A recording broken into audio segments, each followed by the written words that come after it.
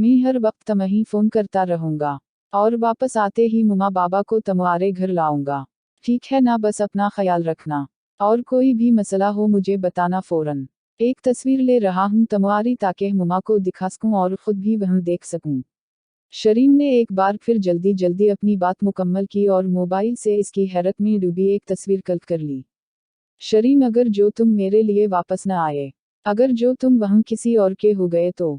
इसे अजीब अंदेशे लाहक थे। ह्यूम, ये क्या अजीब बात बोली तुमने, मैं किसी के घर लड़की पसंद करने थोड़ी जा रहा हूँ। यार मुनफी क्या हो गया है तुम्हें, बस अबा ने बुलाया है तो जा रहा हूँ, शादी करने नहीं जा रहा। अब प्लीज ये अंदेशों में रहना छोड़ दो प्लीज मुनफी। मैं जा भी तुम्हारा रहा हूँ और आऊँगा भी इंशाल्लाह तुम्हारा। इंशाल्लाह, मनफरह ने डर और खौफ में मिली जली मुस्कुराहट के साथ कहा। अब मुस्कुरा कर मुझे अल्लाह हाफ़िज़ कहो, वरना ये रूती बावरी शक्ल ही मुझे वहीं याद रहेगी। शरीम ने कार का दरवाज़ा खोलते हुए कहा। अल्लाह हाफ़िज़, खैर से जाओ खैर आओ, मनफरह ने मुस्कुरा कर कहा। वैसे सुना है इस्लामाबाद की लड़कियां काफ़ी खूबसूरत होती हैं, अगर जो एक किसी पर दिल आ गया तो फिर। शरीम ने अंदर बैठकर शीशे में से झांकते हुए कहा। शरीम, खबरदार जो मुझे धोखा दिया, मनफरह ने घूरते हुए इसे कहा। हा नहीं देता यार, पक्का वद्दा, बस तुम अपने जकोटा जिनको भूलना मत। ओके अल्लाह हाफ़िज़। एक प्यारी मुस्कुराहट के साथ उसने कार घर रिवर्स की और मनफरह ने इसे उस वक्त तक देखा जब तुम कार नज़रों से ओझल नहीं हो गई। बहन से जिक्र तेरा जाएगा अब, सभी कुछ और लिखा जाएगा अब। तुझे ख्वाबों से तो रख्सत क्या है, ख्यालों से मुटाया जाएगा अब। है अपनी ज़ात पर तुझको भरम जो, वो मिट्टी में मिलाया जाएगा अब। क्या कितनों को तो ने दर बदर है, तुझे दर दर रलाया जाएगा अब। कभी तुझको बहारें मांगती थीं, बयानों में बसाया जाएगा अब। नहीं बरसीगे वह पहले से सावन, तुझे बंजर अटकाया जाएगा अब। जो तुझसे हार बैठे, तुझे पल पल हराया जाएगा अब। न तेरा नाम लेवा मिल सकेगा, यूं नजरों से गिराया जाएगा अब। अजल से जो तमाशाई रहा है, तमाशा वो बनाया जाएगा अब। वफा जो कर चुके सो कर चुके हम, न धोखा और खाया जाएगा अब। ये वद्दा है मरा तुझसे मोहब्बत, सबक तुझको सिखाया जाएगा अब। तरा जो नाम भी लेगा मोहब्बत, इसे सोली चढ़ाया जाएगा अब। सिफारिश जो तरी उस दिल ने की तो, इसे जिंदा जलाया जाएगा अब। है तेरे बत को तोड़ा उस यकीन से, न कोई बत बनाया जाएगा अब। मोहब्बत खत्म तो मुश्किल खत्म है, सो अबर्क मुस्कुराया जाएगा अब। कोमा कोमा कोमा कोमा कोमा कोमा कोमा कोमा कोमा कोमा कोमा कोमा कोमा कोमा कोमा कोमा कोमा कोमा। एक तवील सफ़र तय करने बाद वो तीनों अब इस्लामाबाद की हदूद में दाखिल हो चुके थे। अरहम ने अकराम साहब को कॉल कर दी थी कि हम पहुंच गए हैं। एक बार फिर एड्रेस कन्फर्म करके अब वो तीनों बैगवला का रुख कर रहे थे। अगर उस वक्त बैगवला का हाल देखें तो घर का हर फर्द उस वक्त घर में मौजूद है। आने वाले मेहमानों के इस्तकबाल के लिए तकरीबन सभी हाल रूम में बैठे हैं। शादी में सिर्फ 9-8 दिन बाकी रह गए हैं। सारी तैयारियां मुकम्मल हो चुकी हैं। बस शरीम और अरहम से मिलना चाहते हैं अब्बा जान, क्योंकि इनका प्लान ये है कि मोरीन और शरीम का निकाह भी यहीं अपनी नज़रों के सामने करवाएंगे। फिर बेशक रख्सती बाद में कराची जाकर हो जाए। सब वहाँ मौजूद हैं सिवाय मोरीन के, क्योंकि वो अपने कमरे में अपनी अजीज सहेली मनफरह वीडियो कॉल पर मसरूफ है। दरवाजे पर एक गाड़ी आकर रखती है। फहद वेलकम के लिए दरवाजे पर ही चला जाता है। आने वाले मेहमानों से मुसाफा और मुआनका करने के बाद इन्हीं अंदर लाता है। इस्लाम अलैकुम, उन तीनों ने एक साथ ही सलाम किया। वल्लैकुम इस्लाम, आओ आओ बच्चों, तुम्हारा अपना घर है, आ जाओ आ जाओ। अबा जान ने कुर्सी पर बैठे हुए ही उन्हें अंदर बुलाया। अरहम, शरीम, ये अबा जान हैं। आप दोनों, बल्कि आप तीनों के दादा जान, पहले उनसे मिलो। अकराम साहब के कहने पर तीनों ही आगे बढ़कर उनसे मिले थे। उसके बाद बारी बारी अकराम साहब ने सबका तारुफ करवाया था। अच्छा भाई, अब बच्चों को आराम करने दो, जरा नहा धो लेने दो। बल्कि शुमसा पहले पूछ लो, अगर बच्चों को भूख लगी है तो पहले खाना दे दो। अबा जान ने मोहब्बत से सबको देखते हुए कहा। आज इनको लगा रहा था कि इनका खानदान मुकम्मल हो गया है। नहीं दादा जान, भूख बल्कल नहीं, बस जरा फ्रेश हवेंगी और चेंज करेंगे फिर कुछ खाएंगे। अरहम ने कहा। हम चलो ठीक है अरहम बेटा, जैसे आपकी मर्जी। और शरीम बेटा, आप क्या करना चाहेंगे पहली? अबा जान ने अरहम के बराबर में ही बैठे शरीम से पूछा। जी दादा जान, पहले फ्रेश फिर एक लंबी नींद, अगर आपको एतराज न हो तो। बाबा की तरफ तो देखूंगा नहीं, उन्हें मेरी हर वक्त की नींद से बहुत बड़ी है।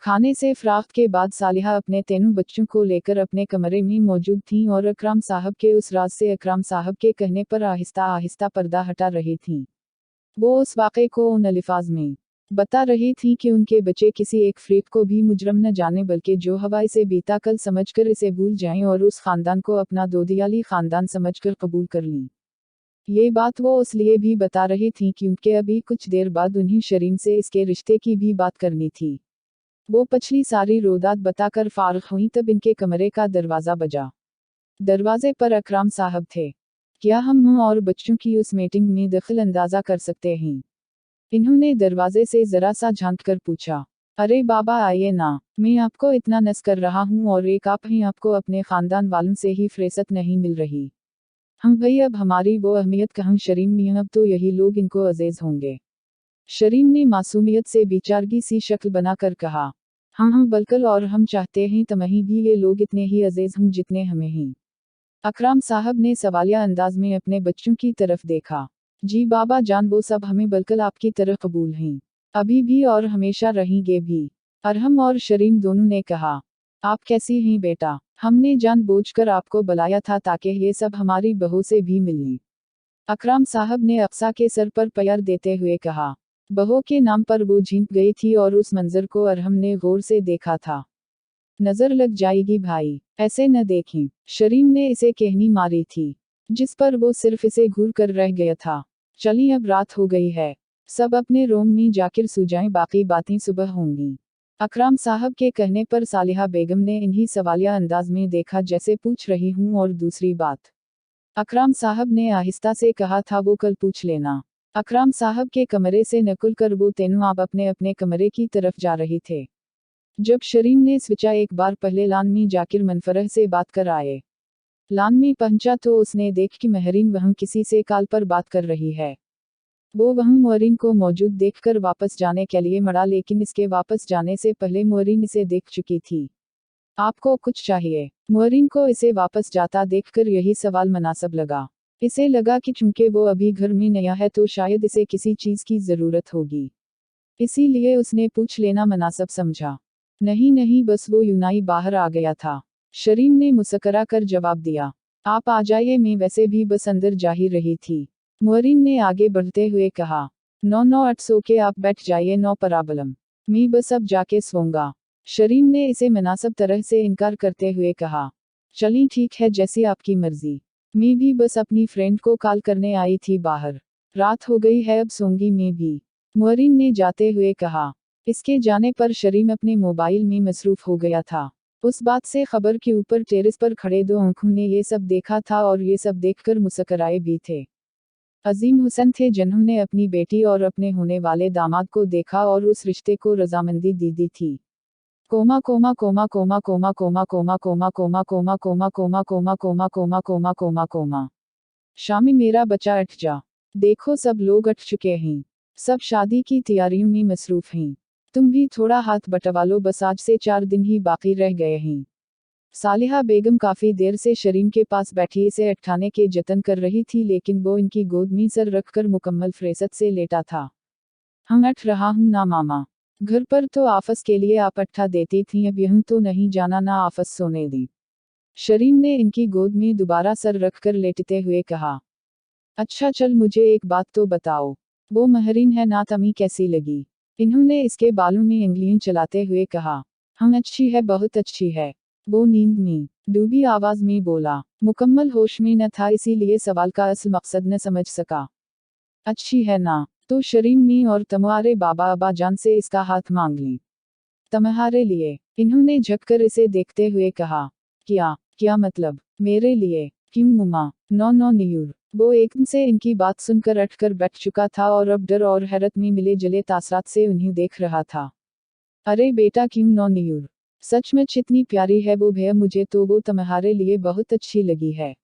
मैं और तुम्हारे बाबा आज ही अबा जान से कहकर बात पक्की करवाते हैं। सालिहा बेगम ने उठकर जाते हुए कहा। मुमा एक मिनट रखिए, मेरी बात तो सुन लीजिए। मैं महरीन से शादी नहीं कर सकता। उसने बहुत उम्मीद से उन्हें देखते हुए कहा। क्या मतलब क्यों नहीं कर सकते शामी, इसमें क्या बुराई है? हर लिहाज से अच्छी लड़की है वो दोबारा इसके पास बैठ गई थी। जी मुमा, वो बहुत अच्छी है, बहुत प्यारी है, उसमें कोई बुराई नहीं है। लेकिन मुमा, मैं किसी और से कमिटमेंट कर चुका हूँ। प्लीज आप मेरी बात को समझी।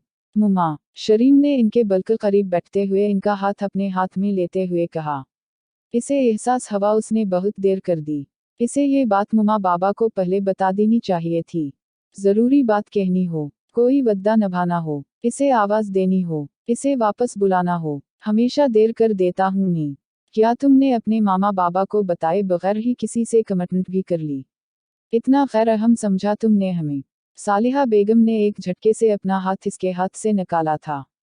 मुमा, मुझे तो आपको बताना था, फिर आप लोग यहाँ आ गए। ये कोई बहुत पुरानी बात नहीं है, कुछ ही दिनों की बात है। मुमा, प्लीज उस तरह मत कीजिए। वो भी बलकल मोरिन की तरह की ही लड़की है। और मुमा, आप खुद ही तो कहती थी कि आप मेरी शादी एक ऐसी लड़की से करेंगी जिससे शादी करने पर इसे एक सहारा मिल सके। मुमा, वो यतीम है, इसकी सिर्फ दादी ही। प्लीज मुमा, मैं मोरिन से शादी कर लेता अगर मैं इसे वद्दा न देकर आया होता। मुझे आपकी पसंद हर हाल में कबूल होती, मगर वद्दा की पासदारी भी तो आपने ही सिखाई।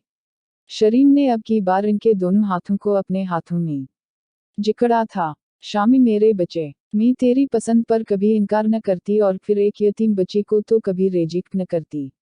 और जब तूने इसे पसंद किया है तो मुझे यकीन है वो अच्छी ही होगी। लेकिन मैं उस रिश्ते को इनकार नहीं कर सकती, मैं नहीं कर सकती वो सब कुछ जो पहले हो चुका है। मुझे हम करनी ही होगी और तुम्हें ये शादी करनी होगी। सालिहा बेगम ने आने वाले आंसुओं को रोककर उठते हुए कहा। क्या मतलब मुमा? अभी आपने कहा था आप हाथ मांगेगी इसका, अब आप कह रहे हैं आपको उस रिश्ते के लिए हामी भरनी होगी। प्लीज मुझे पूरी बात बताएं प्लीज मुमा, शरीम ने उनके सामने आकर खड़े होते हुए कहा। हम शायद तुम्हें सब कुछ बताए बगैर चाड़ा नहीं है तो सुनो। तुम जानते हो कि तुम्हारे बाबा अपने बाप और भाई से कितने सालों बाद मिले हैं। अब्बा जान और तुम्हारे बाबा उस रिश्ते को और मजबूत करना चाहते हैं, इसीलिए तुम्हारे बाबा और अब्बा जान ने कहा है कि तुम्हारी और मोरिन की शादी की जाए ताकि आइंदा हमेशा के लिए ये खानदान मजबूत हो जाए और उसमें कभी अलहदगी न हो सके। बाकी सब लोग राजी हैं और तुम्हारे बाबा तो बहुत खुश भी हैं कि वो उस बार अपने अब्बा जान के फैसले को मानकर अपनी पिछली गलती का अजाला कर सकेंगे। तुम्हारे बाबा अब्बा जान को जुबान दे चुके हैं, लेकिन अब्बा जान ने कहा था तुमसे पूछा जाए, इसीलिए मैंने पूछा। लेकिन शरीम, मैं उस रिश्ते को कभी भी इनकार नहीं कर सकती क्योंकि वो मैं हूँ जिसने तुम्हारे बाबा को रातों को रोते हुए देखा, सजनों में मुआफी मांगते हुए देखा है। मैंने देखा है हर रात उन्हें नींद की गोलियां खाते हुए। मैंने देखा उन्हें अपने को याद करते हुए। कम अज कम मैं अपने मनी से तो कभी इनकार नहीं करूंगी, क्योंकि मैं फिर से तुम्हारे बाबा का झकासर नहीं देख सकती। अभी तो उन्हें इनका खानदान, इनके अपनों का प्यार मिला है। मैं अपने बेटे की जरा सी कमिटमेंट की वजह से उनसे ये सब कुछ वापस नहीं छीन सकती। अगर तुम में इतनी हिम्मत है तो तुम जाकर अपने बाबा को इनकार कर दो, लेकिन फिर शायद वो कभी दोबारा अपने अब्बा जान के सामने सर न उठा सकेगी। सालिहा बेगम ने आंसुओं को पूंछते हुए इसे सारी बात बताई। मामा, यकीन कीजिए बात सिर्फ मेरे दिल की होती, मैं अपने दिल को समझा लेता। लेकिन वो लड़की मेरा इंतजार कर रही है, वो बिल्कुल अकेली है, मैं इसे धोखा कैसे दूं मुमा? शरीम ने इनके कंधे पर सर रखकर कहा। तो ठीक है, मेरे बेटे सिर्फ तुम ही नहीं हो, मेरा दूसरा बेटा भी है, मैं इसे राजी कर लूंगी। इन्होंने इसका सर कंधे से हिटाया और जाने लगी। नहीं मुमा, बिया और अफसा भाभी एक दूसरे से मोहब्बत करते हैं, आप उन्हें यूं अलग न करें प्लीज मुमा, कुछ तो समझी। शरीम इनके पीछे लपका था। मुझे माफ कर दे मेरे बच्चे, अगर बात तुम्हारे बाबा की न होती तो यकीन मानो तुम दुनिया की किसी भी लड़की से कहते मैं तुम्हारी दुल्हन से ही बनाती। लेकिन मैं अपने शोहर को दोबारा गमों के कन्वी में नहीं धुकील सकती। मुझे माफ कर देना। वो उसके माथे पर बोसा देकर उस पर एक रंजीदा नजर डालती हुई चुकी गई, और इसे लगा उसका दिल धड़कना छोड़ देगा। पूरा आसमान इसे अपने ऊपर गिरता महसूस हुआ। इसकी निगाहों में दो रोती आंखों का मंजर लहराया जिनसे उस ये वद्दा किया था कि वो अकेली नहीं, वो हमेशा इसके साथ है। और आज इसे वो वद्दा तोड़ना पड़ गया था। वो बिल्कुल साकत बैठा था, सिर्फ सांसें थीं जो मदाम रफ्तार से चल रही थीं। कितनी ही देर वो एक ही पोजीशन पर बैठा रहा, फिर बेड पर पड़ा मोबाइल उठाया और मनफरह की तस्वीरें देखने लगा। कोमा कोमा कोमा कोमा कोमा कोमा कोमा कोमा कोमा कोमा कोमा कोमा कोमा कोमा कोमा कोमा कोमा। एक हसरत थी सच्चा प्यार पाने की, मगर ना जाने क्यों लग गई नजर जमाने की। मेरा गम कोई ना समझ पाया, क्योंकि मेरी आदत थी मुस्कुराने की। कुछ देर बाद सब लोग ही नीचे नाश्ते की मेज पर मौजूद थे। वो भी मौजूद था। दिल में झगड़ चल रहे थे, लेकिन इसके बावजूद वो मुस्कुरा कर सबसे बातें कर रहा था। नाश्ते के दौरान कई बार सालिहा बेगम ने इसकी तरफ देखा तो वो इसे मुस्कुराते लबों और गमगीन आंखों के साथ एक दिखी तासर लिए नजर आया। इनका दिल अपने बेटे की उस हालत से बाखबर था और वो रंजीदा भी थी। लेकिन फिर जब मोरिन को देखती तो कदरे पुरसकून हो जाती। इन्हीं यकीन था वो लड़की इसे जरूर अपना बना लेगी। नाश्ते के दौरान ही अब्बाजान ने पूछा, हम भाई अकराम, तुमने हमें बताया नहीं। किस बारे में अब्बाजान? अकराम साहब ने नासमझी से सवाल किया। हमारे बेटे शरीम के बारे में। क्या शरीम राजी है मोरिन से रिश्ता जोड़ने पर? अब्बाजान ने मुस्कुरा कर शरीम को देखा, जिसके दिल की हालत अजीब हो रही थी, लेकिन फिर भी वो जबरी मुस्कुराहट के साथ बैठा था। हम भाई सालिहा बताओ, आपने अपने साहबज़दे से पूछ लिया?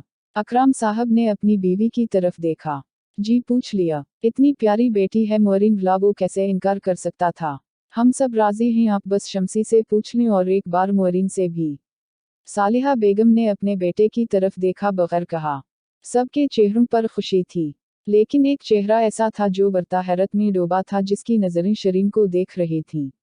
वो अक्सा थी क्योंकि वो अपने भाई की मोहब्बत से बाखबर थी, इसीलिए हैरान थी कि भला ये कैसे हो सकता है। मोरिन किचन में थी, लेकिन यहाँ होने वाली सब गुफ्तगू आसानी सुन सकती थी। शरीम की तरफ से हंका सुनते ही इसके दिल ने एक बैठ मस्की थी। लब खुद बखुद मुस्कुरा रहे थे। इसका ध्यान बाहर ही लगा था, जहां अब मरकज गुफ्तगू इसकी जात थी। शुमसा, तुमने मोरिन से पूछ लिया? अजीम साहब ने अपनी जौजा से पूछा, क्योंकि अपनी रजामंदी का इंदिया वो कल ही रात को अब्बाजान को दे चुके थे। जी बाबा, मैंने मोरिन से पूछा था, उसने कहा है अगर मामा बाबा सब राजी हैं तो मैं भी राजी हूँ। शरीम ने खुश होते हुए कहा। शरीम की बात सुनकर शरीम के गले में कुछ अटका था। वो यहाँ से हट जाना चाहता था, लेकिन अपने बाप के लिए यहाँ से हट कर जा नहीं सकता था। हमें बहुत खुशी है उस रिश्ते की। बहुत मुबारक हो आप सबको। हम चाहते हैं कि उन दोनों का निकाह यहीं हो जाए। जब शरीन बेटी की बारात हो तो इसी में इन दिनों का निकाह भी कर देते ही। फिर जब रख्सती आप लोग चाहो जब कर लेना। बस हम निकाह की खुशी अपने सामने होते देखना चाहते हैं। अब्बाजान ने शरीम के सर पर एक और बम फोड़ा। इसे लगा था कि चलो बात पक्की हो जाएगी, वो कराची जाकर कोई और हिल तलाश कर लेगा, लेकिन अब ये निकाह जैसा मजबूत रिश्ता वो कैसे तोड़ेगा। इसे समझ नहीं आ रही थी वो क्या करे। अभी वो किसी हिल के बारे में ही सोच रहा था जब अब्बाजान ने इसे पकारा। शरीम बेटा, तमही कोई एतराज तो नहीं है ना? अगर तमही हमारी मोरिन नहीं पसंद तो मना कर देते हैं। तुम खुश तो हो ना? अब्बाजान ने इसे खामोश देखकर पूछा।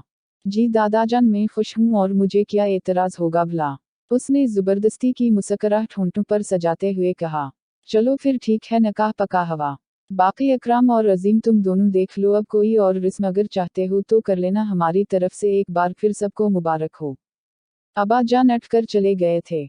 इनके जाते ही अकराम साहब ने शरीम कर अटकर गले लगाते हुए कहा, मुझे पता था मेरा बेटा मुझे कभी मायूस नहीं करेगा। आज मेरे उस नालायक बेटे ने मुझे बहुत बड़ी खुशी दी है।